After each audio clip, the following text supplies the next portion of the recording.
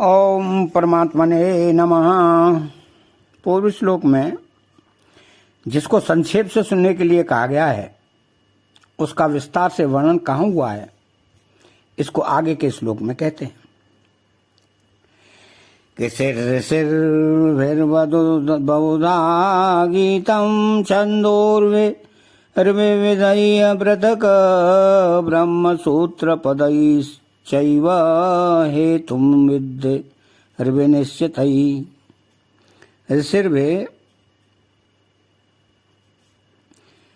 बहुधा गीतम, वैदिक मंत्रों के दृष्टा तथा शास्त्रों, स्मृतियों और पुराणों के रचयिता ऋषियों ने अपने अपने शास्त्र, स्मृति आदि ग्रंथों में जड़ चेतन, सत असत, शरीरी अशरीरी, देह देही, नित्य अनित्य आदि शब्दों से क्षेत्र क्षेत्रज्ञ का बहुत विस्तार से वर्णन किया है।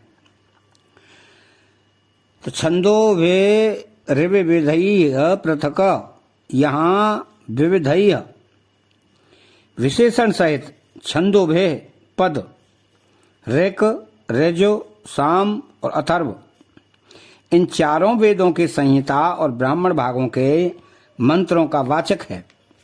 इन्हीं के अंतर्गत संपूर्ण उपनिषद और भिन्न भिन्न शाखाओं को भी समझ लेना चाहिए।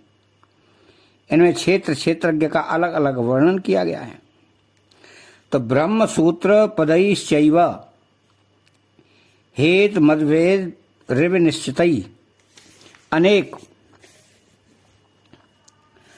युक्तियों से युक्त तथा अच्छी तरह से निश्चित किए हुए ब्रह्म सूत्र के पदों द्वारा भी क्षेत्र क्षेत्रज्ञ के तत्व का वर्णन किया गया है। इस श्लोक में भगवान का आशय यह मालूम देता है कि क्षेत्र क्षेत्रज्ञ का जो संक्षेप से वर्णन मैं कर रहा हूं उसे अगर कोई विस्तार से देखना चाहे तो उपयुक्त ग्रंथों में देख सकता है।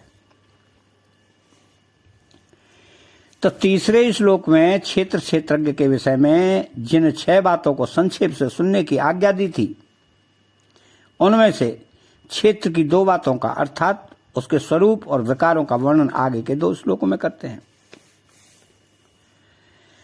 तो महाभूतान्य अहंकारो बुद्धिरव्यक्तमेव च इंद्रियाणि दशैकं च पश्यचेन्द्रिय गोचरा। अव्यक्तमेव च, अव्यक्त नाम मूल प्रकृति का है। मूल प्रकृति समष्टि बुद्धि का कारण होने से और स्वयं किसी का भी कार्य न होने से केवल प्रकृति ही है। बुद्धि, यह पद समष्टि बुद्धि अर्थात मैं तत्व का वाचक है। इस बुद्धि से अहंकार पैदा होता है, इसलिए यह प्रकृति है और मूल प्रकृति का कार्य होने से यह विकृति है। तात्पर्य है कि यह बुद्धि प्रकृति या विकृति है।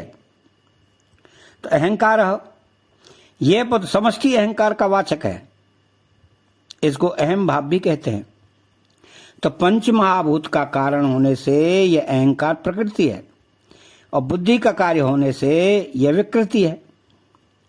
तात्पर्य है कि यह अहंकार प्रकृति विकृति है। और महाभूतानि, पृथ्वी, जल, तेज, वायु और आकाश, ये 5 महाभूत हैं। महाभूत 2 प्रकार के होते हैं, पंचीकृत और अपंचीकृत। एक एक महाभूत के 5-5 विभाग होकर जो मिश्रण होता है उसको पंचीकृत महाभूत कहते हैं। और इन 5 महाभूतों के विभाग न होने पर इनको अपंचीकृत महाभूत कहते हैं। यहां इन्हीं अपंचीकृत महाभूतों का वाचक महाभूतानि पद है। इन महाभूतों को पंच तन्मात्राएं तथा सूक्ष्म महाभूत भी कहते हैं। तो पंच तन्मात्राएं तथा सूक्ष्म महाभूत भी कहते हैं। 10 इंद्रियां, 1 मन और शब्दादि 5 विषयों के कारण होने से यह महाभूत प्रकृति है और अहंकार के कार्य होने से यह विकृति है। तो तात्पर्य है कि ये 5 महाभूत प्रकृति विकृति हैं।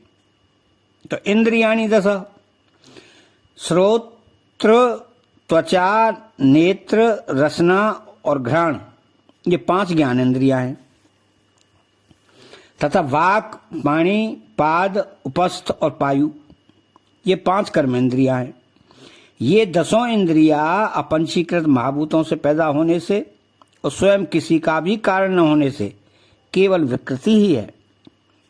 एकम च, अपंचीकृत महाभूतों से पैदा होने से और स्वयं किसी का भी कारण न होने से मन केवल विकृति ही है।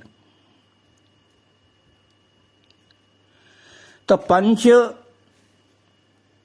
चेंद्रिय गोचरा, शब्द, स्पर्श, रूप, रस और गंध, ये 5 ज्ञानेंद्रियों के 5 विषय हैं। अपंचीकृत महाभूतों से पैदा होने से और स्वयं किसी के भी कारण न होने से ये 5 विषय केवल विकृति ही है। इन सबका निष्कर्ष यह निकला कि 5 महाभूत, 1 अहंकार और 1 बुद्धि, ये 7 प्रकृति विकृति है। मूल प्रकृति केवल प्रकृति है और 10 इंद्रियां, 1 मन और 5 ज्ञानेंद्रियों के विषय, ये 16 केवल विकृति हैं। इस तरह इन 24 तत्वों के समुदाय का नाम क्षेत्र है। इसी का एक तुच्छ अंश यह मनुष्य शरीर है, जिसको भगवान ने पहले श्लोक में इदम शरीरम और तीसरे श्लोक में तत्क्षेत्रम पद से कहा है। अतः